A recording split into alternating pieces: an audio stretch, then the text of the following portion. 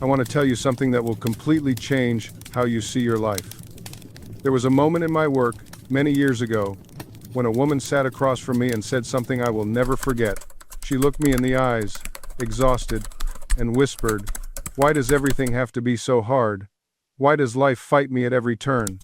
Her voice cracked. She had been battling for years, struggling with money, with love, with her own body, with her children, with her mind, and she truly believed that life itself was her enemy. I leaned forward and said to her what I am about to say to you right now. Life is not fighting you. Life has never fought you. Not once, not ever. What you are experiencing, what she was experiencing, what millions of people experience every single day, is not life resisting them. It is their own mind, their own consciousness, creating resistance and then projecting it outward onto the screen of reality. Life itself is completely neutral. It is a mirror, and the hidden law I am about to share with you is the key that makes that mirror reflect beauty instead of battle. This law is so simple that your rational mind will want to dismiss it. So powerful that once you truly understand it, you will never see yourself the same way again. And so hidden, not because it is secret, but because it is too close to see. You have been living inside this law your entire life without recognizing it. You have been using it, every moment of every day, to create exactly what you have right now. The question is not whether this law is working. The question is, are you working with it or against it? What I discovered through decades of study, through working with thousands of people, through my own journey from struggle to understanding, is that there is a principle operating in human life that most people never become conscious of. When you become conscious of it, when you align with it, life stops being a battle. Doors open. Opportunities appear. Health improves. Relationships heal. Money flows. Not because you are forcing anything, but because you have stopped resisting the very nature of how life works. Right now, in this moment, you are standing at a threshold. On one side is everything you have known, all the struggle, all the effort, all the exhaustion of trying to make life bend to your will. On the other side is something completely different. A way of living where you work with the current instead of against it, where you plant seeds in fertile soil instead of trying to grow flowers in concrete, where you finally understand that you are not a victim of life. You are the author of it. Stay with me. What I am about to share with you is not theory. It is not philosophy. It is not wishful thinking. This is practical, applicable truth that you can begin using today, right now, in this very moment. And when you do, you will feel the shift. You will feel life begin to cooperate with you in ways you never imagined possible. The woman I told you about? 6 months later, she came back to see me. She was glowing. She said, "I finally understand. I was the one fighting. Life was just responding." Let me show you exactly what she learned. She discovered that her mind had been playing a trick on her. Every time something went wrong, she would say, "Here we go again. Nothing ever works out for me." And the universe, like an obedient servant, would say, "Your wish is my command." You see, your subconscious mind doesn't argue with you. It doesn't say, "Are you sure about that?"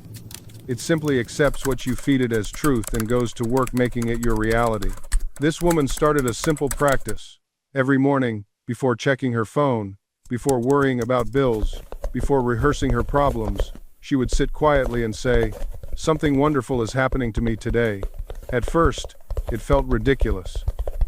Her mind would immediately counter with all the reasons why nothing wonderful could possibly happen.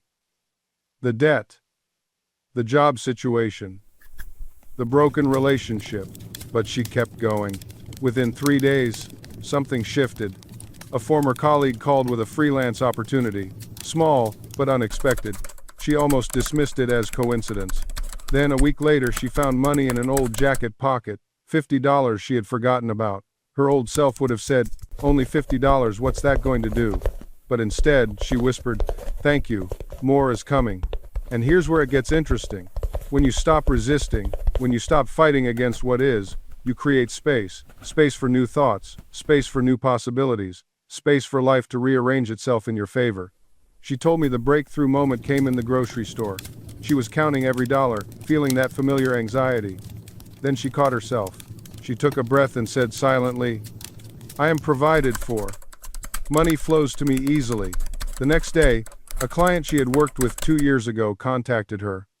They had received an unexpected budget and wanted to hire her for a 3-month project. She didn't manifest this through desperate wanting, she manifested it through release, through trust, through changing the conversation she was having with life itself. And this is where most people get stuck. They think manifestation is about adding more affirmations, more visualization, more techniques. But true manifestation often requires subtraction. It requires you to remove the blocks, the resistance, the old stories that are taking up space where your new reality wants to enter. Think of it like trying to fill a cup that's already full of dirty water. You can't just pour clean water on top and expect it to become pure. You have to empty it first. You have to let go of what's contaminating it. Your subconscious mind is that cup. And right now, it might be filled with limiting beliefs you didn't even know you were carrying. Beliefs like, I'm not worthy of love, or money is hard to come by, or good things don't happen to people like me. These aren't just thoughts. They're operating systems running in the background of your life, making 1,000 tiny decisions for you every single day. Decisions about what opportunities you notice, what risks you take, what you believe is possible for you. And here's the truth that might sting a little. Your current reality is a perfect reflection of these hidden beliefs. Not your wishes, not your dreams, not what you tell people you want, but what you actually believe deep down in the quiet places of your mind. I had a conversation with a man who couldn't understand why he kept sabotaging his success. Every time he got close to a breakthrough, something would fall apart. A deal would collapse. A relationship would end. An opportunity would slip through his fingers. We dug deeper, and we found it a belief planted by his father when he was 7 years old. Don't get too big for your britches, his father would say. Pride comes before a fall. That single phrase had become a prison. His subconscious was protecting him from getting too big, from experiencing that inevitable fall his father had warned him about. So every time success came knocking, his subconscious would create a disaster to keep him safe. Once he saw this, once he truly understood that he was running on outdated programming, everything changed. Not overnight, but consistently. He began to rewrite the code. Every morning, before the noise of the world could touch him, he sat in silence, just 5 minutes. He spoke to his subconscious like a friend, not a servant. I am worthy of love. I am capable of success. I attract opportunities effortlessly. At first, it felt like lying. His mind resisted. Old voices surfaced. Who do you think you are? But he didn't fight them. He simply returned to the new words, over and over, like planting seeds in freshly turned soil. Within 3 weeks, something shifted. Not in his circumstances, not yet, but in his posture. The way he walked into rooms. The way he responded to rejection. Where he once flinched, he now paused. Where he once apologized for existing, he now spoke with quiet certainty. A colleague noticed. You seem different, she said. He shrugged, smiled, but inside, he knew. The subconscious was listening. It was beginning to believe. By the second month, the external world began to mirror the internal change. A job opportunity appeared not through an application, but through a conversation at a coffee shop. Someone remembered him from years ago, said his name came up in a meeting. Would he be interested? This is what people call coincidence, luck, being in the right place at the right time. But you and I know better. There are no accidents in a universe governed by consciousness. When you change your inner dialogue, you change your frequency. And the universe responds to frequency like a tuning fork responds to vibration. He took the job.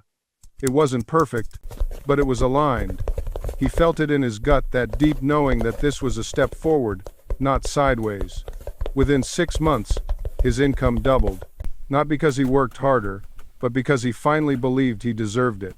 The relationship followed, not desperately sought, but naturally attracted. He stopped searching for someone to complete him and started living as though he were already complete. And in that space of wholeness, he met her. Someone who matched his new frequency. Someone who saw him not as a project, but as a partner. This is the pattern. This is how the subconscious works. You don't force the fruit. You tend the roots. And those roots are fed by the quality of your thoughts, the clarity of your intentions, and the consistency of your mental discipline.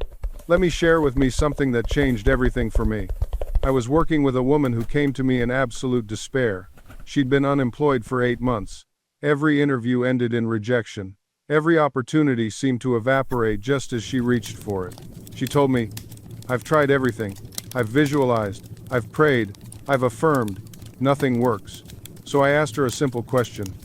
"What do you say to yourself when you're alone?" She paused. Then she admitted, "I tell myself I'm too old, that I'm not qualified enough, that someone younger and smarter will always get chosen instead of me." There it was. The real prayer. Not the 5 minutes of morning affirmations, but the endless loop of self-condemnation running beneath her conscious awareness. That was the seed she was planting. And her subconscious, faithful servant that it is, was simply bringing forth the harvest of those thoughts. I said to her, "Your subconscious doesn't care about your desperate wishes. It responds to your dominant mental attitude. If you spend 5 minutes affirming abundance and 8 hours marinating in unworthiness, which do you think wins?" She started to cry. Because she knew. Deep down, she knew. So we began the real work. Not more affirmations, not more forced positivity, but a gentle, persistent replacement of the old mental habit with a new one. Every time she caught herself in the old pattern, she would pause, acknowledge it without judgment, and then deliberately redirect her mind to a new thought. "I bring value wherever I go. The right opportunity is seeking me now." Notice I didn't say she pretended the fear wasn't there. I didn't say she fought against her doubts. She simply refused to feed them anymore. She withdrew her mental and emotional investment from the story of lack and placed it into the story of plenty. Within 3 weeks, she received 2 job offers, both from companies she'd applied to months earlier and assumed had forgotten her. But here's what really matters. By the time those offers came, she wasn't the same woman anymore. She had changed at the level of consciousness. She had become someone who expected good, and the outer world simply rearranged itself to match that inner shift. This is the law. Consciousness always externalizes itself. You don't have to make the entire world change. You only have to change your inner world. The outer world is effect, not cause. It has no choice but to conform to the image you hold within. This is why affirmations alone often fail. People repeat words while their inner conversation contradicts those words. They say, "I am prosperous," while internally they're calculating how broke they are. They declare, "I am confident," while replaying scenes of past embarrassment. The subconscious doesn't hear the affirmation. It hears the dominant inner state. What you must do is inhabit the feeling. Live from the end. If you desire health, you must feel healthy now, in imagination. Not hope for it. Not wish for it. Feel it as though it were already true. The subconscious mind cannot tell the difference between a vividly imagined experience and a real one. This is not theory. This is neuroscience. When you imagine with sensory vividness and emotional intensity, your brain encodes that experience as memory. Your nervous system responds as though it happened, and your subconscious begins to organize your thoughts, your behaviors, your perceptions to align with that reality. I once worked with a man who was buried in debt. He couldn't sleep. Every thought was about bills, creditors, scarcity. I told him to stop rehearsing poverty. Every night before sleep, he was to imagine his banker congratulating him on his healthy account balance. Feel the relief. Feel the freedom. Hear the words. See the numbers. Make it real in imagination. He resisted at first. It felt like lying to himself. But I explained, "You're already imagining. You're imagining disaster all day long. Why not imagine what you want instead?" Imagination is the workshop of reality. What you build there, you will encounter here. Within 3 months, an unexpected opportunity appeared. Not magic, not coincidence. His state of consciousness shifted, and he began to notice possibilities he'd been blind to before. He took actions he wouldn't have considered in his former state. The money came, but it came through the bridge of incidents that his new consciousness created. This is the key that most people miss. They want the manifestation without the transformation. They want the money, the relationship, the healing, but they want to remain who they are. They want their external world to change, while their internal world stays the same. But that's not how this works. You cannot attract what you are not in harmony with. You cannot manifest from a consciousness of lack. You cannot create abundance while identified with poverty. The outer must always match the inner. This is law. So when someone comes to me and says, "I've been affirming for months and nothing has changed," I ask them, "Have you changed? Have you actually become the person who already has what you desire? Or are you still the same person, just reciting different words? Because words without feeling are like seeds without soil. They go nowhere, they produce nothing. The real work, the work that actually transforms your life, is the work of consciousness. It's the willingness to die to your old self, to let go of the identity you've been clinging to release the story of limitation you've been telling yourself. This is why Jesus taught, you must be born again. He wasn't speaking religiously, he was speaking psychologically. He was saying, you must become a new person in consciousness. The old man must die so the new man can be born. And this death, this transformation, happens in the imagination. It happens when you stop identifying with your current circumstances and begin identifying with your desire fulfilled. When you make that your dwelling place, when you live from that assumption, not toward it. Most people live toward their goals. They say, when I get the money, I'll feel abundant. When I meet the person, I'll feel loved. When I get the promotion, I'll feel successful. But the masters, the ones who actually transform their lives, they reverse the order.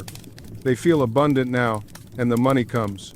They feel loved now, and the relationship appears. They feel successful now, and the recognition follows. Because feeling is the secret. Feeling is the soul of the wish. Without feeling, your affirmations are just noise.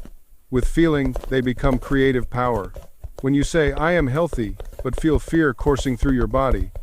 When you say, I am prosperous, but feel lack gripping your chest. When you say, I am confident, but feel anxiety tightening your throat, you are canceling out your own words. You're trying to write a beautiful message in the sand while a wave of opposite emotion washes it away. This is why so many people fail with affirmations. They treat them like magical incantations. They repeat the words mechanically, hoping the universe will somehow reward their persistence. But the universe doesn't respond to words. It responds to consciousness. It responds to the vibrational frequency of your feeling nature.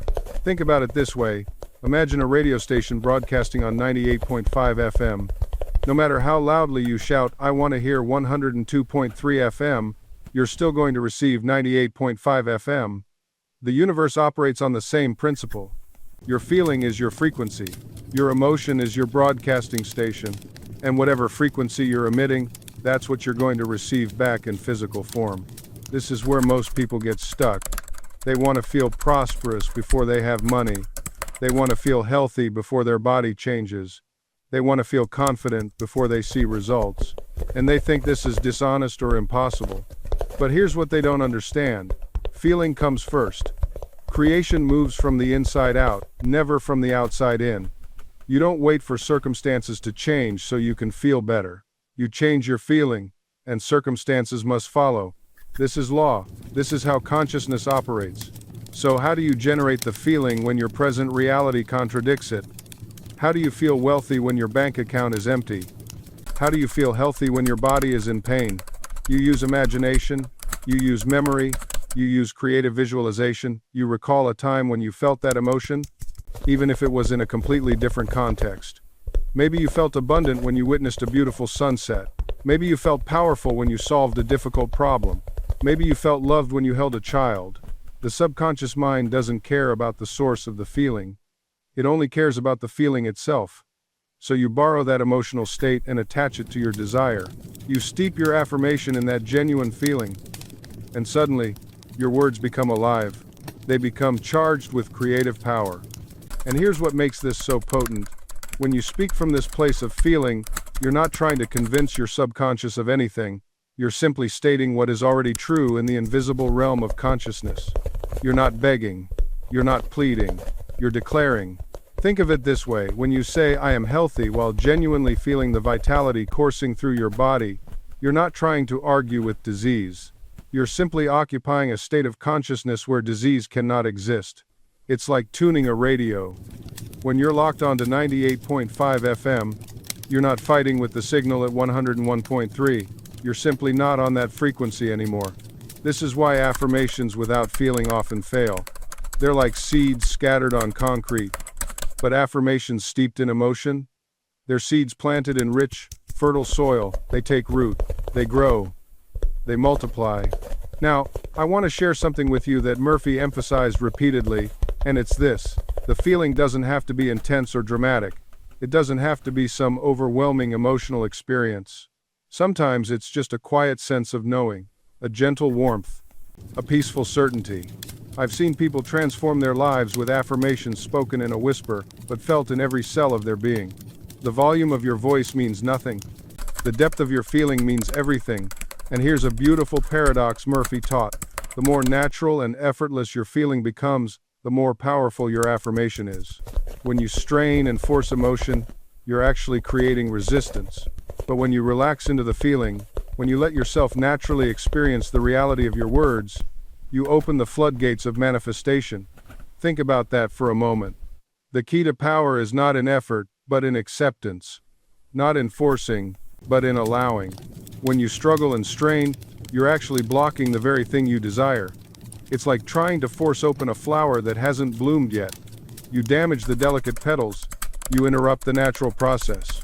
But when you plant the seed and trust the soil, trust the sun, trust the intelligence within that seed, it opens perfectly, at exactly the right time. Your subconscious mind operates on this same principle. It responds not to your desperation, but to your conviction. Not to your anxiety, but to your acceptance. When you affirm something with feeling and then release it, truly release it, you allow the creative power within you to bring it forth. I've watched people destroy their own demonstrations through worry.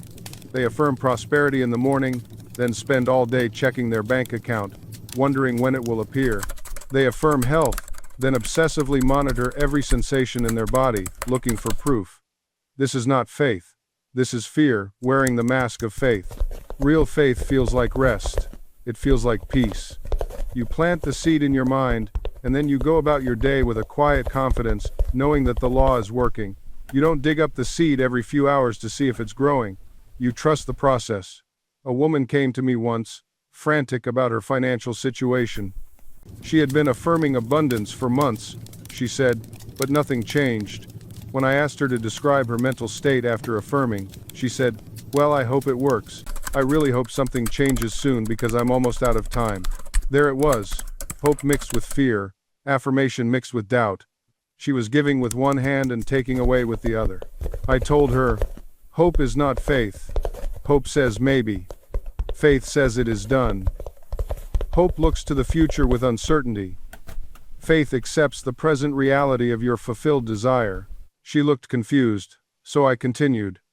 When you finish your affirmation, you must feel the way you would feel if your desire were already manifested. Not hopeful that it might happen, not anxious about when it will happen, but satisfied that it has already happened in consciousness and therefore must appear in form. This shift in understanding changed everything for her. Within weeks, unexpected opportunities appeared. Money came from forgotten sources. Her entire financial picture transformed not because the affirmations suddenly started working, but because she stopped contradicting them with her emotional state. This is what most people never understand about the law of assumption. They think it's about repeating words. It's not. It's about establishing a new emotional baseline, a new default frequency that your subconscious accepts as truth. Think about someone who grew up in a household where money was always tight, where every purchase was accompanied by anxiety, where phrases like, "We can't afford that," were background noise to childhood. That person didn't consciously choose to believe in scarcity. It was installed into their subconscious through repetition and emotional charge. Now that same person discovers Neville Goddard, discovers the law of assumption, and starts affirming abundance. But here's the problem: they're trying to overwrite decades of emotional conditioning with a few weeks of conscious affirmations. The old programming doesn't just disappear because you've decided to think differently. It runs deeper than thought. It's woven into your emotional responses, your automatic reactions, your gut feelings about what's possible. This is why techniques fail for most people. They're applying surface-level solutions to deep-rooted patterns. They're trying to plant new seeds in soil that's still contaminated with old beliefs. And then they wonder why nothing grows. The real work, the work that actually produces results, isn't about adding new affirmations to your routine. It's about excavating the old beliefs that are blocking your assumption from taking root. It's about finding those moments when your emotional state contradicts your desired reality and addressing them directly. Let me give you another example. A man wanted to manifest a specific relationship. He did everything the teachers told him to do. He visualized. He lived in the end. He affirmed that his desired partner was already his. But every time his phone buzzed with a notification, his heart would race with hope and anticipation. Every time it wasn't her, disappointment would flood his system. What was really happening? His emotional reactions were revealing his true assumption. He was living in the state of wanting, of waiting, of hoping, not the state of having. And here's where most people stay stuck their entire lives. They identify so strongly with the wanting that they don't realize wanting is itself a state of consciousness that perpetuates lack. When you say, "I want money," you're not describing a neutral desire, you're announcing to your subconscious mind that money is absent. You're living in the feeling of not having it. The subconscious doesn't argue. It doesn't say, "Actually, you're wrong, look at your bank account." It simply accepts the state you're occupying and creates experiences that match it. If your dominant feeling is wanting, life will continuously give you more situations where you want. If your dominant feeling is waiting, you'll always be waiting for the next thing, the next break, the next opportunity. This is why affirmations fail for so many people. They stand in front of the mirror and say, "I am wealthy, I am wealthy, I am wealthy," but inside they feel like a liar. The words are in English, but the feeling is in the language of lack. And the subconscious only speaks one language, feeling. It doesn't care what you say, it cares what you feel while you're saying it. I watched this man struggle for weeks. He would try to convince himself, arguing with his own doubt, pushing against his own disbelief. And that resistance? That was confirmation he was still in the old state. You don't have to fight for what you already have. You don't have to convince yourself of something you genuinely accept as true. Then one evening, something shifted. He stopped trying to change his external world and started asking a different question. What would it feel like if this were already done? Not someday, right now. What would I feel? Not what would he think? Not what would he say? What would he feel? And slowly, he began to experiment with that feeling. Not as a technique, not as a manipulation, but as an exploration. What does relief feel like? What does satisfaction feel like? What does it feel like when the pressure is off, when the problem is solved, when the thing you wanted is simply here? You don't visualize the thing. You feel the times after times of having it. Let me give you something practical. Let's say you want a financial breakthrough. Most people sit there picturing money in their bank account. They see numbers on a screen, they imagine a check, and they wonder why nothing moves. Because you're still looking at the thing from the outside. Instead, ask yourself, what would my Wednesday morning feel like if money were no longer a concern? Not fantasy, not yachts and champagne, just normal life, but free. Maybe it's the feeling of ordering food without checking the price. Maybe it's the quiet ease of paying a bill the moment it arrives. Maybe it's the exhale you take when you realize you don't have to choose between two things you need. You can just have both. That feeling, that's what you impress. That calm, that ease, that sense of, oh, this is handled. And here's the part that might surprise you. The subconscious doesn't care how times it delivers that feeling to you. You don't have to tell it the method. You don't have to figure out the logistics. You just have to be so familiar with the feeling that your inner mind accepts it as fact. I've seen people do this with relationships, and it's stunning. They stop imagining the perfect partner. They stop scripting conversations or building a mental profile. Instead, they live in the feeling of being loved, of being seen, of coming home to someone who gets them. They feel the warmth of that, the safety, the inside jokes that don't exist yet but somehow feel real. And then, in ways they never could have orchestrated, the right person shows up, not because they manifested a specific human being, but because they became a vibrational match to the experience they wanted. You don't chase it, you become it first, then it finds you. That's the distinction most people miss. They think manifestation is about attracting something external. It's not. It's about times becoming times the person who already has it, so that the having of it is inevitable. That's why affirmations fail for most people. They're standing in front of a mirror saying, "I am wealthy," while their inner world is screaming, "I'm broke." The subconscious doesn't respond to words, it responds to conviction. It responds to the feeling tone behind the words. You can say, "I am confident" 1,000 times, but if you're simultaneously imagining yourself fumbling, hesitating, doubting, your subconscious accepts the image, not the phrase. You're impressing the wrong picture. You're coding failure while announcing success. Murphy taught that the subconscious mind is like a garden. Whatever you plant, it grows. It doesn't judge. It doesn't ask, is this good for you? It simply takes the seed, the mental image, and brings it into form. If you plant fear, you harvest danger. If you plant abundance, you harvest wealth. But here's where people trip themselves up. They think planting once is enough. They affirm abundance on Monday, then spend Tuesday through Sunday worrying about bills, complaining about their boss, scrolling through highlight reels of other people's success, and feeling inadequate. That's not planting, that's sabotage. You're pulling up your seeds before they can sprout. You're flooding your garden with weeds and wondering why nothing beautiful grows. The subconscious doesn't care what you times one asterisk. It only knows what you times feed times it consistently. I'll tell you a story Murphy once shared. A woman came to him desperate. She wanted to marry, but every relationship ended the same way. Just as things got serious, the man would withdraw. She couldn't understand it. She was kind, attractive, successful. What was she doing wrong? Murphy asked her one question. What do you say to yourself about men and marriage? She paused, then admitted, I guess I always think, all the good ones are taken, or they'll just leave eventually, like my father did. There it was. Her dominant mental pattern. Not hope, fear, not expectation of love, anticipation of loss. Her subconscious was faithfully creating relationships that confirmed her deepest belief. Asterisk men leave asterisk. She wasn't attracting the wrong men. She was times becoming times the woman who gets left, over and over, because that's who she believed herself to be at the subconscious level. Murphy guided her to change the inner pattern first.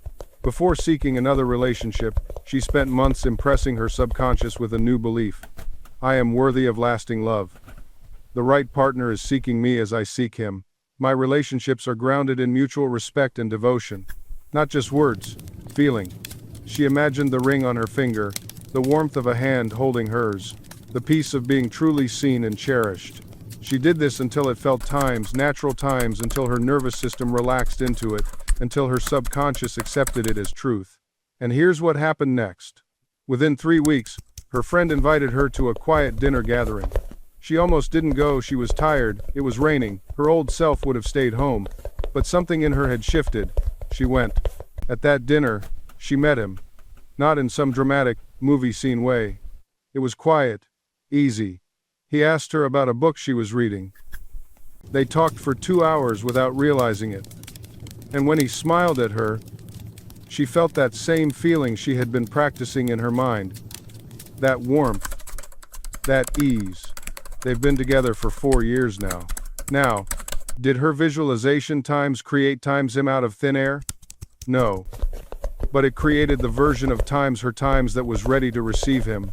It shifted her energy, her expectations, her beliefs about what she deserved, and when the opportunity came, she didn't sabotage it. She didn't push it away. She was open. She was ready. That's the real magic of mental rehearsal. It doesn't force the universe to bend to your will. It times you with what you're asking for. It makes you a vibrational match.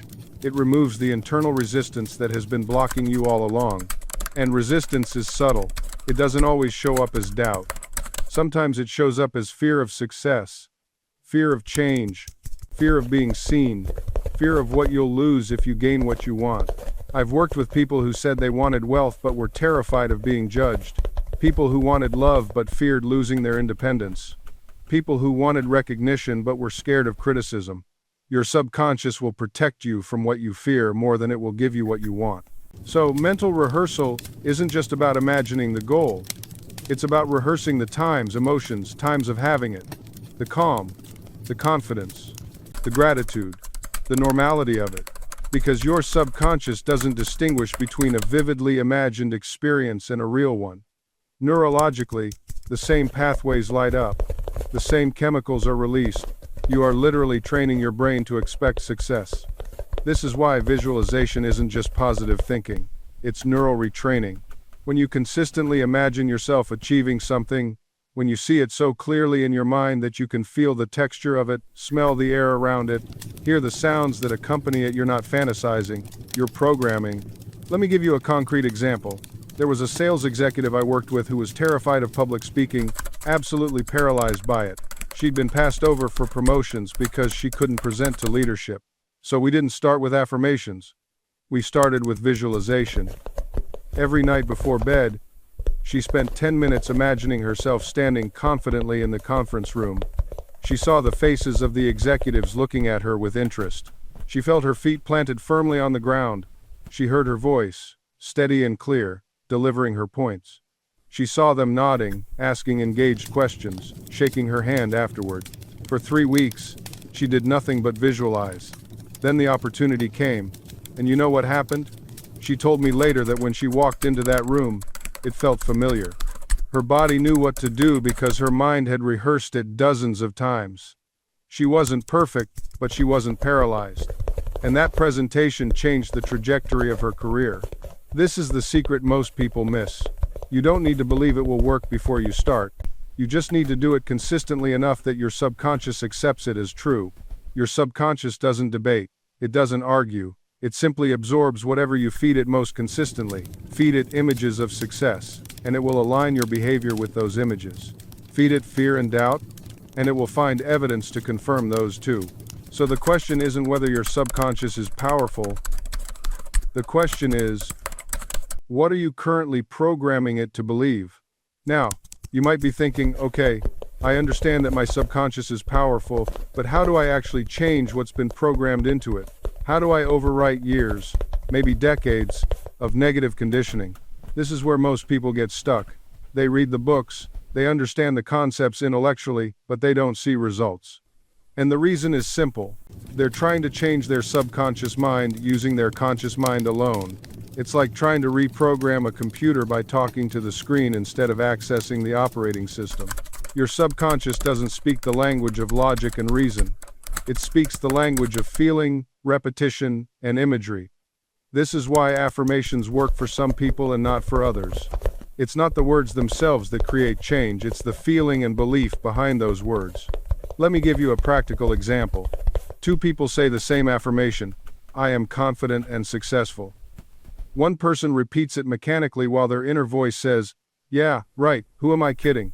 The other person closes their eyes, feels what confidence would feel like in their body, imagines themselves moving through their day with that confidence, and experiences the emotion of already being successful. Which person do you think is actually reprogramming their subconscious? The second person, obviously.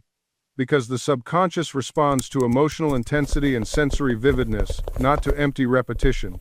This is what Murphy meant when he said you must feel the reality of your desire. You can't just think about what you want, you have to emotionally experience it as if it's already true. And here's what's fascinating. Your subconscious mind cannot tell the difference between a vividly imagined experience and a real one.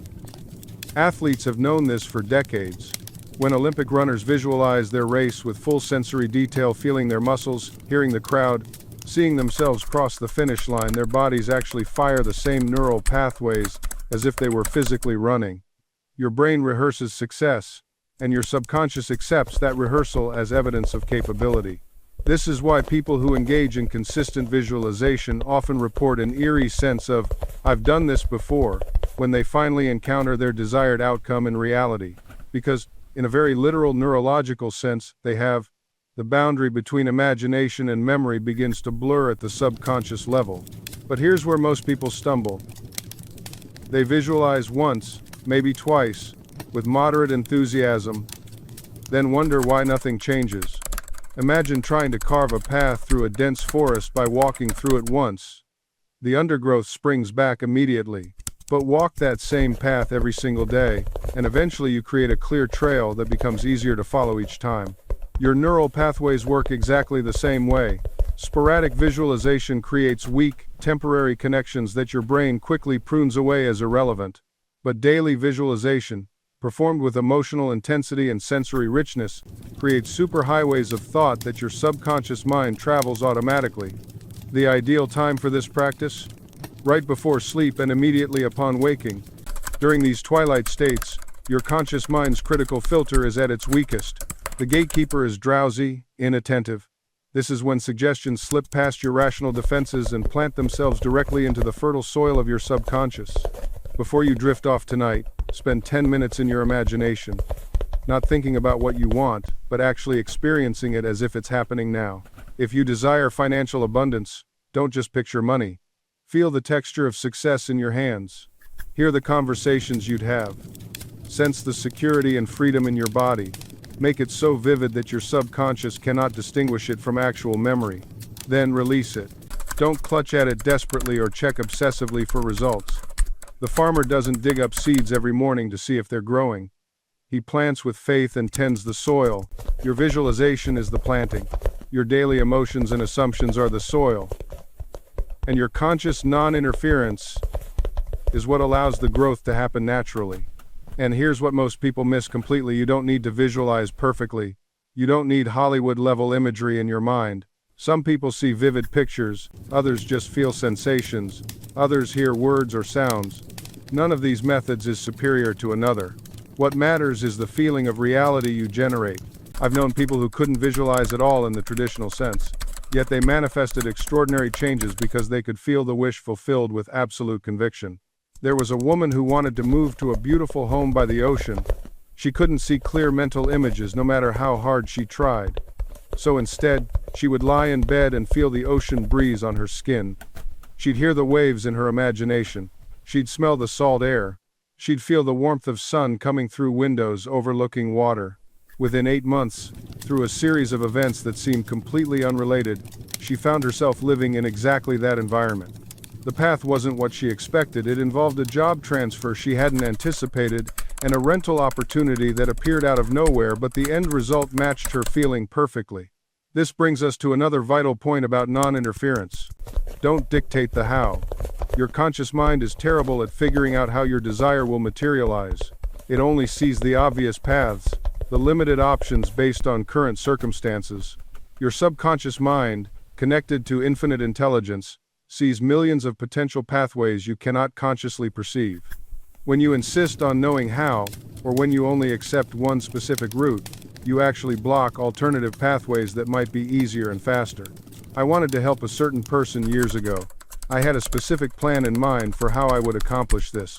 I visualized that exact scenario repeatedly. Nothing happened. The opportunity I imagined never materialized, and I felt frustrated. Then I changed my approach. Instead of visualizing the specific method, I simply felt the joy of having already helped this person. I imagined their gratitude. I felt the satisfaction of knowing they were thriving because of assistance I'd provided. Within 3 days, a completely unexpected opportunity arose. A mutual friend mentioned this person's need in a conversation, and I was able to connect them with resources I didn't even know I had access to. The solution came through a channel I never would have thought to visualize. But because I had impressed the end result on my subconscious mind, the subconscious found the perfect path. This is the magnificent intelligence of your subconscious mind. It knows things your conscious mind cannot perceive. It sees connections you cannot see. It has access to channels you don't even know exist. When you plant the seed of the end result without dictating the process, you give your subconscious complete freedom to work miracles on your behalf. Think about it this way. Imagine you want to travel from New York to California. Your conscious mind might insist on a specific route, a specific airline, a specific departure time, but your subconscious mind has access to information about weather patterns, flight delays, unexpected opportunities, chance meetings that could happen on alternate routes. When you simply decide on the destination California and feel yourself already there, your subconscious arranges the perfect journey for you, often one far better than anything you could have consciously planned. Many people sabotage their own demonstrations because they become too attached to the how. They pray for financial abundance, but then they limit it by thinking, it has to come through my job, or it has to come through this specific business venture. They're putting their subconscious mind in a box. They're saying, you can only deliver this blessing through this one narrow channel. But universal mind, infinite intelligence, divine providence, whatever term resonates with you, has countless channels through which your good can reach you. An unexpected refund, a forgotten investment that suddenly matures, a gift from an unlikely source, an opportunity that appears out of nowhere, a business idea that drops into your consciousness. Your subconscious mind orchestrates circumstances, events, and encounters that your limited conscious reasoning could never anticipate. But here's what most people do when these orchestrated circumstances appear. They second-guess them. They analyze them to death. They say, "This seems too good to be true," or "This can't be the answer I'm looking for, it came too easily." And in that moment of doubt, they reject the very gift their subconscious mind has delivered. I've watched this pattern destroy more dreams than outright failure ever could. Someone prays for financial breakthrough, then dismisses the small business opportunity their neighbor mentions because it doesn't match their preconceived notion of success.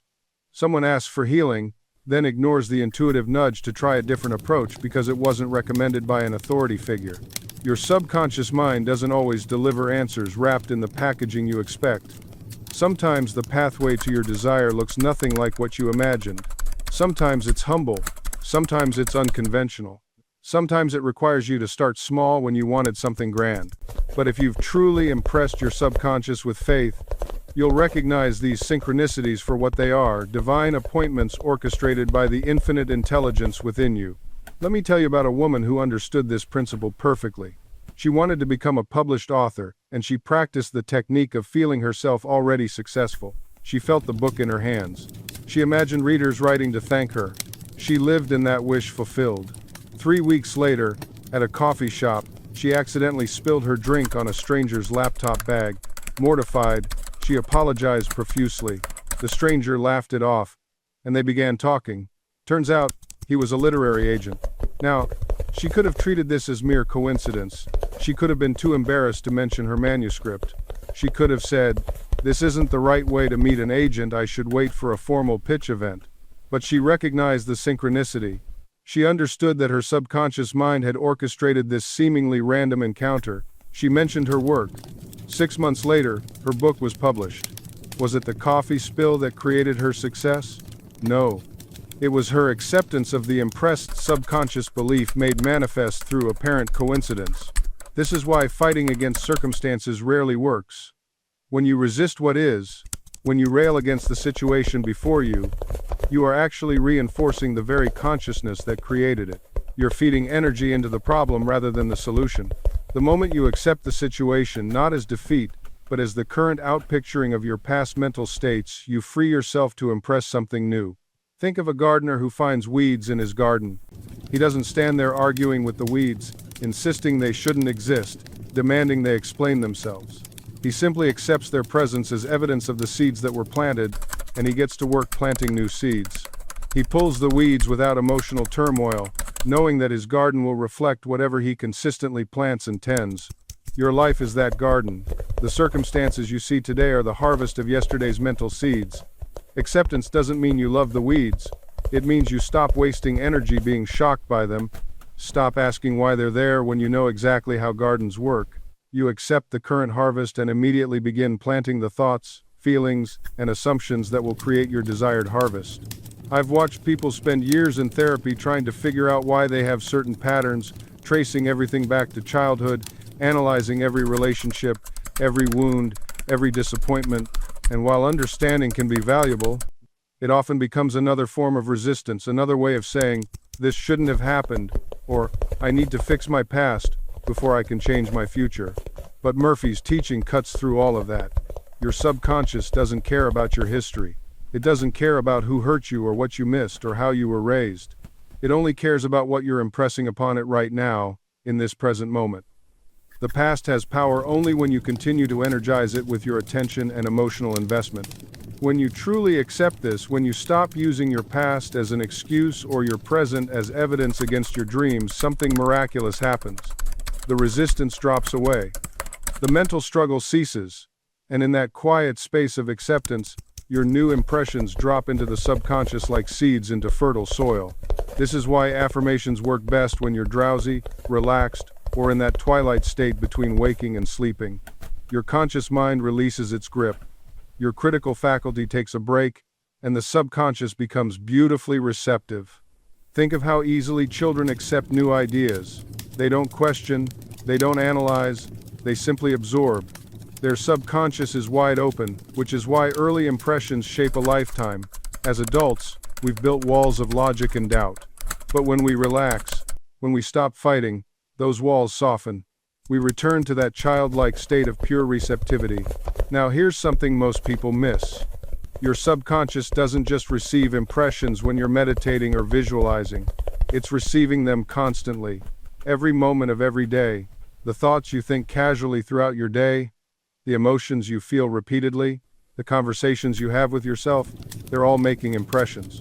If you spend your day thinking, I can't afford this, or I'm always tired, or nothing ever works out for me, you're impressing those patterns into your subconscious over and over again, and your subconscious, being the faithful servant it is, accepts them and begins manifesting conditions that match. This is why becoming conscious of your habitual thinking is so crucial. You must catch yourself in those moments when old patterns arise. When you hear yourself saying, I'll never get ahead, you need to stop right there. Don't let that impression deepen. Instead, consciously replace it with I am always moving forward. Abundance flows to me easily. You're not lying to yourself. You're redirecting. You're choosing which seeds to plant. Because whatever you consistently impress upon your subconscious must eventually appear in your experience. This isn't philosophy. This is psychological law. I've watched people transform their entire financial situation simply by changing their internal dialogue. One man came to me drowning in debt, convinced he was bad with money. Every conversation, every thought reinforced this identity. We didn't focus on budgets or strategies. We focused on changing the impression. He began affirming, I am financially wise. Money flows to me and through me harmoniously. Within months, opportunities appeared, better job offers, unexpected refunds. His entire relationship with money shifted because the subconscious impression changed first. This is the principle that Joseph Murphy emphasized again and again. The subconscious mind doesn't argue. It doesn't debate. It simply accepts the dominant impression and begins to outpicture it in your experience. So the question becomes, what impression are you impressing upon it right now? Are you impressing struggle or ease? Limitation or abundance? Lack or overflow? Your subconscious doesn't care what you consciously want. It only responds to what you actually feel to be true at the deepest level. And here's where the work becomes practical. You don't need to convince your conscious mind. You don't need to force belief.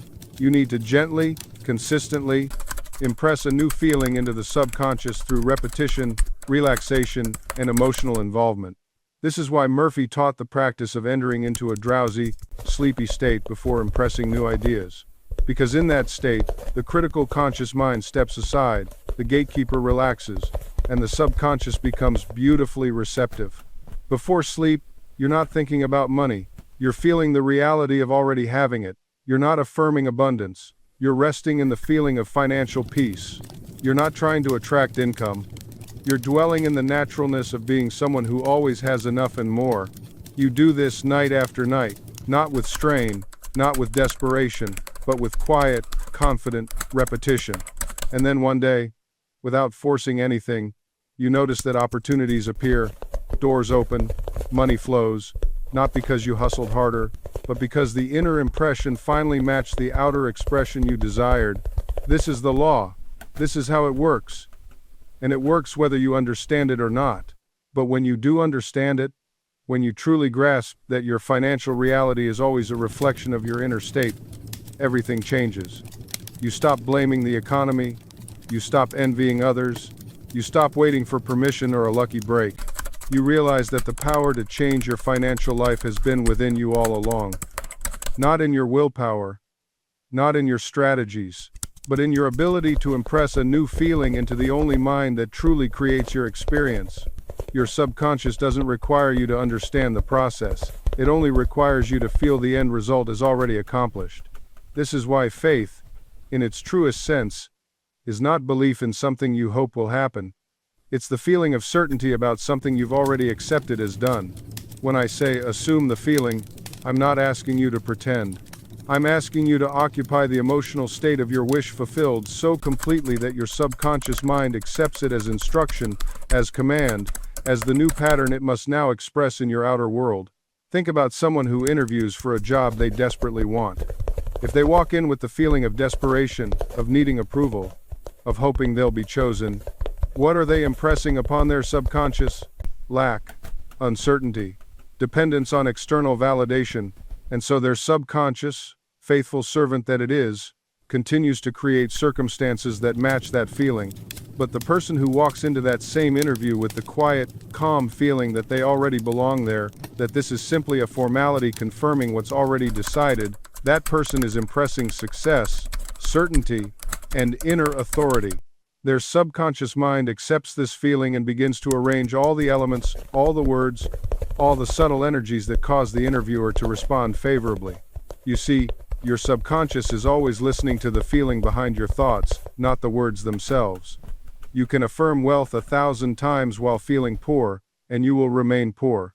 But feel wealthy once with complete conviction, and the subconscious begins its faithful work of manifesting wealth in your experience. This is not theory, this is not philosophy, this is practical, demonstrable law. The creative power within you responds to feeling. The more intensely you feel the reality of your wish fulfilled, the faster it manifests in your world. And here's what most people never realize. You don't need to maintain that feeling every single moment of every single day. You need to establish it clearly, deeply, particularly in that drowsy state before sleep, and then trust your subconscious to execute it. This is liberation. This is freedom from the exhausting tyranny of constant monitoring, constant affirming, constant checking. You plant the seed in your subconscious mind through feeling, through vivid imagination, through drowsy repetition before sleep. And then you let the soil do what soil does. You don't dig up the seed every hour to check if it's growing. You don't stand over it with anxiety, wondering if you did it right. You planted it in faith, and now you trust the process. But let me be clear about something that causes so much confusion. Trusting the process doesn't mean doing nothing in the physical world. It doesn't mean sitting on your couch waiting for money to fall from the ceiling or for your perfect partner to knock on your door while you binge watch television. Your subconscious mind will move you. It will give you impulses, ideas, hunches. It will arrange circumstances. It will open doors you didn't even know existed. And when those impulses come, when those ideas surface, when those opportunities present themselves, you act, you move, you follow the guidance that emerges from within. The difference is this. Before, you were acting from desperation, from lack, from the feeling that you had to make it happen through sheer force of will. Now, you're acting from inspiration, from inner guidance, from the naturalness of someone who already is what they claim to be. Your actions have a different quality. They're not frantic. They're not desperate. They're confident, flowing, aligned. Think of it this way. When you're truly confident you're going to receive a package you ordered, you don't stand at your door 24 hours a day staring at the street. You go about your life. You do what needs to be done. And when the doorbell rings, you answer it naturally, expectantly, without surprise. That's the state we're cultivating. Because here's what most people don't understand about faith. They think faith is something you work up to, something you achieve after years of meditation or study or spiritual practice. But that's backwards. Faith isn't the destination. It's the starting point. You don't develop faith in your desire. You assume it's already done, and faith is the natural result of that assumption. Think about it this way. Do you have faith that you're sitting where you're sitting right now? Do you have faith that you're breathing? Do you have faith that your heart is beating? No. You don't even think about it. There's no faith needed when something is already a fact. And that's exactly the state we're after with your desire. Not having faith that it will happen, but living from the recognition that it already has happened. The entire process becomes effortless when you understand this distinction.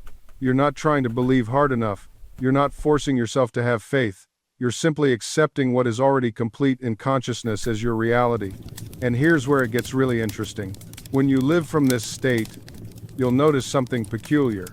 Other people will start treating you differently. They'll respond to the invisible reality you're embodying before it becomes visible. I've seen this countless times. A person decides they're successful, and suddenly opportunities appear. Not because the world changed, but because they changed, and the world reflected that change back to them. A woman assumes she's loved and cherished, and people begin responding to her with more warmth and respect. Same person, different assumption, different world. Your assumptions create the lens through which others perceive you. When you assume you're important, people treat you as important. When you assume you're overlooked, people overlook you. Not because of some mystical force, but because your assumption determines how you carry yourself, how you speak, what you expect, what you accept. And people respond to that energy. Here's the thing most people don't realize. Your assumptions aren't just thoughts floating around in your head. They become your reality because they shape every micro decision you make throughout your day. Assume you're the kind of person who always gets bad service? Watch what happens. You walk into the restaurant already bracing for disappointment. Your body language is defensive. Your tone is slightly curt because you're expecting to be let down, and the server picks up on that energy immediately. They match it. They keep their distance. They give you exactly what you assumed you'd get. Now take the same restaurant, same server, different person. This person assumes they're valued wherever they go. They walk in with openness. They make eye contact. They smile genuinely. They treat the interaction like it matters. And suddenly, the service is warmer, the recommendations are better. Sometimes there's even a complimentary dessert. Same restaurant, same server, different assumption, different reality. This is what Murphy meant when he said your subconscious mind accepts what you genuinely believe. It's not playing favorites. It's not punishing or rewarding. It's simply creating consistency between your inner world and your outer experience. The person who assumes success looks for opportunities and sees them everywhere. The person who assumes failure looks for evidence they're right and finds it in abundance. Both are seeing the same world. Both are creating their own experience of it. And here's where it gets really interesting. You can test this right now, today, without changing a single external circumstance. Pick one area where you've been operating from a limiting assumption. Maybe it's, I'm not good with money. Maybe it's people don't take me seriously. Maybe it's, I always struggle with my weight. Now consciously flip that assumption, not as some fake affirmation you don't believe, but as an experiment. For the next week, assume the opposite is true. Assume you're naturally good with money. Assume people respect your opinion. Assume your body responds well to healthy choices. Then watch how differently you move through the world. When you assume you're good with money, you start noticing deals you would have missed. You feel more confident negotiating. You make different choices at the store. You talk about finances differently. When you assume people take you seriously, you speak with more authority. You stop apologizing for your ideas. You hold your ground in conversations, and people respond by taking you more seriously. Because confidence isn't loud, it's steady. It doesn't need to convince, it simply exists. And the beauty of this transformation is that it compounds. The more you honor your choices, the easier it becomes to make even bolder ones. Each small act of self-trust builds evidence for your subconscious that you are indeed capable, worthy, and enough. You start setting boundaries without guilt. You say no to commitments that drain you, and yes to opportunities that align with your truth. You stop performing for others' approval and start living from your own center. This is when life becomes truly yours. The shift also extends to how you handle criticism. Before, a single negative comment could spiral you into days of doubt. Now, you assess feedback without absorbing it as identity. You discern what's useful and release what isn't. You understand that not everyone will understand your path, and that's perfectly fine. Their confusion doesn't require your explanation. Their disapproval doesn't demand your defense. You've stopped abandoning yourself to keep the peace with others. And here's what's remarkable. As you embody this new self-concept, your external world rearranges itself. Opportunities that match your elevated state begin appearing. People who resonate with your authentic frequency enter your life. Circumstances align in ways that once seemed like luck but are actually law. This is the subconscious mind fulfilling its promise. As within, so without. The doubts that once imprisoned you now seem like distant echoes. Not because life became perfect, but because you became unshakable in your knowing. You've touched something deeper than confidence. You've claimed your inherent worth. And from this place, you don't just react to life, you create it. You wake each morning not wondering if you're enough, but deciding what you'll build with the power you've always possessed. The mental loops have quieted, the inner critic has softened, and in its place lives a voice that says, I trust myself. I trust this journey. I trust what I'm becoming. This is your birthright. Not someday. Right now. Because transformation isn't a transaction. You don't earn it through suffering. You don't barter your pain for peace. You don't trade years of struggle for moments of worthiness. You become what you're ready to become the moment you decide. And here's what nobody tells you about that decision. It doesn't have to be perfect. It doesn't have to be accompanied by fireworks or divine revelation.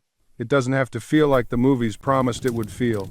Sometimes the most powerful decision you'll ever make feels quiet, unremarkable, like closing one book and opening another. Like waking up on a Tuesday morning and simply choosing differently. Not dramatically, not with fanfare, just differently. You choose the thought that serves you instead of the one that sabotages you.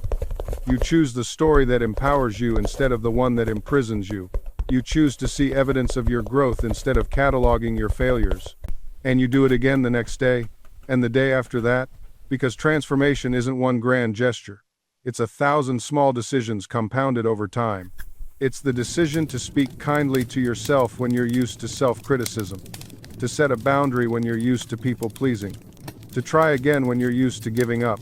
It's the decision to believe that your inner work matters even when the outer world hasn't caught up yet. And that's where faith comes in. Not religious faith, necessarily, though it can be, but faith in the process. Faith in the unseen work happening beneath the surface. When you plant a seed, you don't dig it up every day to check if it's growing. You trust that beneath the soil, in the darkness, something is happening. Roots are forming. Life is organizing itself. Your transformation works the same way. The days when you can't see progress, growth is happening. The moments when you feel like nothing's changing, integration is occurring. The periods when you question everything, recalibration is underway. You are always becoming, even in the stillness. Especially in the stillness. The world doesn't stop when you do. It simply moves around you, through you, asterisk with times you. And when you finally step back into motion, you carry the stillness with you. That's when you realize you weren't pausing times from time's life. You were pausing times for times it. There's a woman I knew who spent years believing she had to be everything to everyone. The answer to every question. The solution to every problem. She exhausted herself in service of an image she thought she had to maintain. And then one day, her body forced the pause she'd been avoiding. An illness that made movement impossible. At first, she resented it, raged against it. But slowly, in the silence of her recovery, something shifted. She realized she'd been so busy performing her life that she'd forgotten to live times it. When she returned not fully healed, but healed enough, she moved differently, spoke differently. She said no without guilt. She said yes without obligation. She became, in her words, unavailable for anything that doesn't match who I actually am. That's the gift the pause brings, if you let it. Clarity. Not the kind that comes from thinking harder or analyzing deeper. The kind that comes from finally being still enough to hear what you already know. You see, your subconscious mind doesn't need your constant input. It doesn't require your micromanagement. What it needs is space, permission, trust. When you pause, you give it room to reorganize, to recalibrate, to reveal the truths you've been too busy to notice. This is why the greatest insights rarely come during moments of striving. They come in the shower, on a walk, in the quiet minutes before sleep. They come when you stop trying to force them. Your subconscious works best when your conscious mind steps aside. And here's what most people miss. You don't need to understand how this works to benefit from it. You don't need to see the mechanism to trust the process. The seed doesn't need to understand photosynthesis to grow.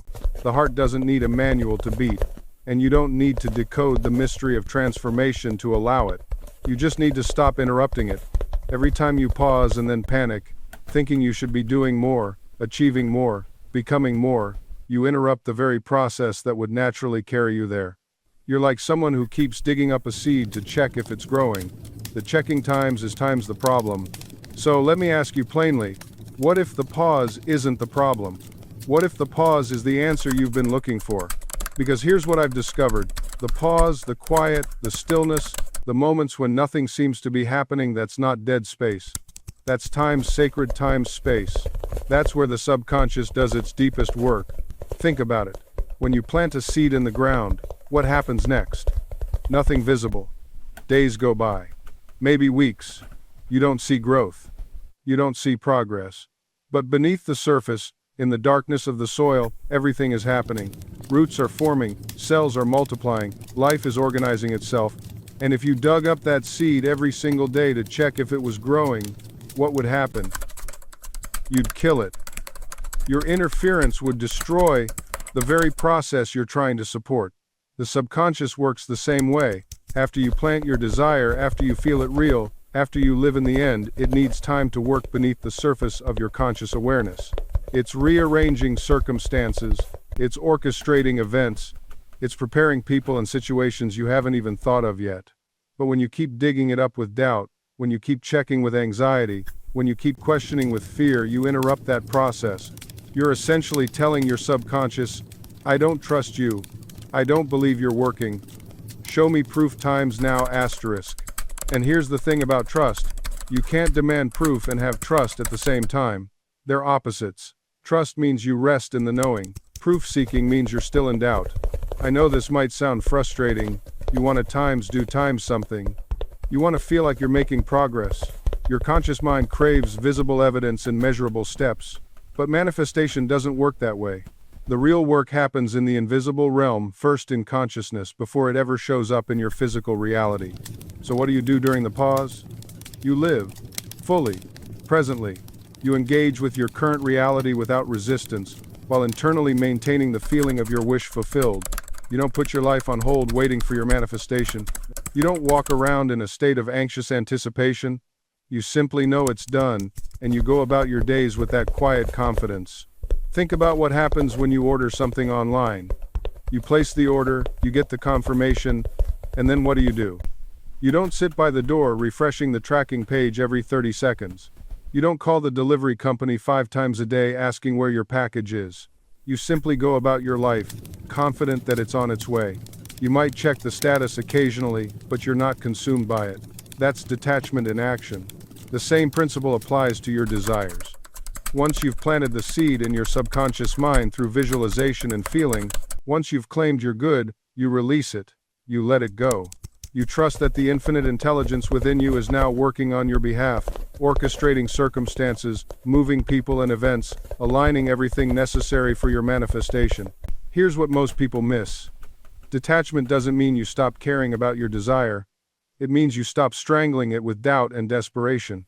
You stop checking every 5 minutes to see if it's manifested yet. You stop demanding it show up on your timeline. Instead, you develop what I call relaxed expectancy. You expect it, yes, but you're relaxed about how and when it arrives. This relaxed expectancy is actually a sign of deep faith. When you're truly convinced that something is yours, you don't anxiously wait for it. A pregnant woman doesn't spend 9 months panicking about whether the baby will arrive. She knows it will. She prepares, she rests, she nurtures herself, confident in the natural process unfolding within her. Your manifestation is the same. There's a gestation period. There's a natural timing to things. Your job is to maintain the feeling of the wish fulfilled while simultaneously detaching from the outcome. It sounds paradoxical, but it's actually profoundly simple. Feel it real, then let it go. When you detach, you also stop micromanaging the universe. You stop trying to figure out exactly how your desire will manifest. You stop forcing doors open. You stop manipulating situations. Instead, you remain open to infinite possibilities. You allow your good to come to you in ways you never could have orchestrated with your limited conscious mind. The universe is far more creative than you are. Your subconscious mind has access to resources, connections, and solutions that your conscious mind cannot fathom. When you detach, you give these infinite possibilities room to breathe, room to work their magic. This doesn't mean you become passive. This doesn't mean you stop taking action. Detachment is not about giving up, it's about giving over. You still move forward with purpose. You still follow your intuition. You still take the steps that present themselves. But you release the white-knuckled grip on exactly how and when your desire must appear. I've watched people manifest the most extraordinary things the moment they truly let go. A woman desperate for a relationship finally stopped obsessing over every dating app, every potential match, every disappointment. She focused on loving herself, on creating a life she genuinely enjoyed. Within weeks, she met her future husband in the most unexpected way at a bookstore, reaching for the same book. She wasn't looking, she wasn't trying, she was simply being. And the universe delivered. A man who needed a financial breakthrough stopped checking his bank account 5 times a day. He stopped calculating and recalculating his expenses. He affirmed his abundance, felt grateful for what he had, and trusted that his good was on its way. Days later, An old client called out of nowhere with a project that paid more than he'd made in 6 months. The solution came from a direction he never anticipated. This is the power of detachment. When you stop strangling your desire with anxiety, it can finally breathe. When you stop blocking the flow with fear and doubt, the universe can deliver in ways that exceed your wildest imagination. So tonight, as you prepare to sleep, practice this sacred release. Affirm your desire. Feel it as already done. Then place it lovingly into the hands of your subconscious mind, into the infinite intelligence that knows the perfect way, the perfect timing, the perfect unfolding. Say to yourself, I have planted the seed, I have done my part. Now I release this desire to the infinite wisdom within me. I trust completely. I know that what is mine is finding its way to me now. I sleep in peace, knowing all is well. Let go. Trust. Surrender to the greater intelligence that orchestrates galaxies and seasons, that grows flowers from seeds and turns acorns into oak trees. That same intelligence is working on your behalf right now. You don't need to figure out how. You don't need to manipulate circumstances or control outcomes. Your only responsibility is to maintain your mental acceptance of the wish fulfilled, and the universe will arrange the circumstances, people, and events necessary to bring it into manifestation. This is where so many people stumble. They accept the wish fulfilled for a moment, then immediately start trying to make it happen through force of will. They start planning, scheming, manipulating, essentially telling the universe, I don't really trust you to deliver this, so I'm going to take over from here. And in that moment, they step out of the state of the wish fulfilled and back into the state of wanting, striving, and lack. True manifestation requires a paradoxical combination of absolute certainty and complete surrender. You must be certain that it is already done in consciousness, and you must surrender the how and when to the intelligence that knows infinitely more than your conscious mind ever could. Think of it this way. When you plant a seed in the ground, you don't dig it up every day to check if it's growing. You don't try to pull the sprout up faster to speed the process. You trust the intelligence within the seed, the wisdom of the soil, the perfect design of nature. You water it, you give it sunlight, you tend the conditions, but you don't try to control the process itself. Your inner work is the same. You plant the seed of your desire in consciousness through assumption. You water it with feeling and faith. You give it the sunlight of your attention and belief. You tend the conditions by refusing to give power to contradictory thoughts. But you don't try to control how the seed of consciousness becomes the plant of manifestation. You trust the process. And here's what's beautiful. When you truly let go of the how and when you stop trying to force and control, the manifestation often comes faster and in ways more wonderful than you could have orchestrated yourself. The universe has access to infinite pathways, connections, coincidences, and synchronicities that your limited conscious mind could never arrange. When you step back and allow the intelligence that creates worlds to work through you, miracles become natural.